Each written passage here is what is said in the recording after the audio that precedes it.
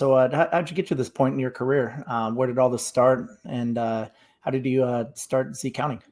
Yeah, so I tell the story. It starts way back when I was in college. I was studying in Paris, and I got to be the first customer of Starbucks in France.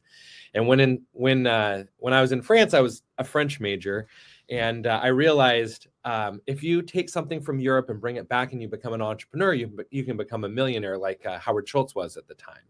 And so when I went back to the United States after studying abroad, I started taking business classes. And my first class, which was the hardest class I'd ever taken, was Intro to Accounting. And I actually, believe it or not, got a C in that class.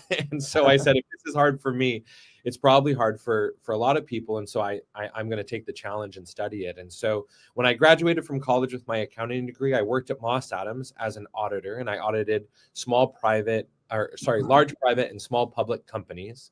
And then throughout the years, after having done audits for Moss Adams for a couple of years, I was involved in early stage tech companies where I'd be that sort of financial person, the data angel, the FP&A analyst. And so I work with a lot of these early stage tech companies.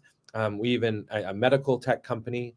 And then eventually, while running an angel investment group, I realized that there was a big gap between young entrepreneurs and the investors that were investing in those companies, and the ability for the entrepreneur to explain their numbers to the investors.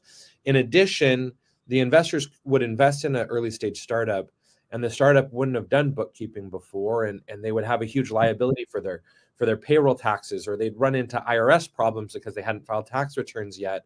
And what would happen is the investor money would sort of be sucked up into these expensive tasks of compliance. Whereas if you start from day one, a lot of this stuff is really easy and really cheap, and there's a lot of benefits like the R&D tax credit or other various tax advantages for these startups that help them have a longer runway and do better.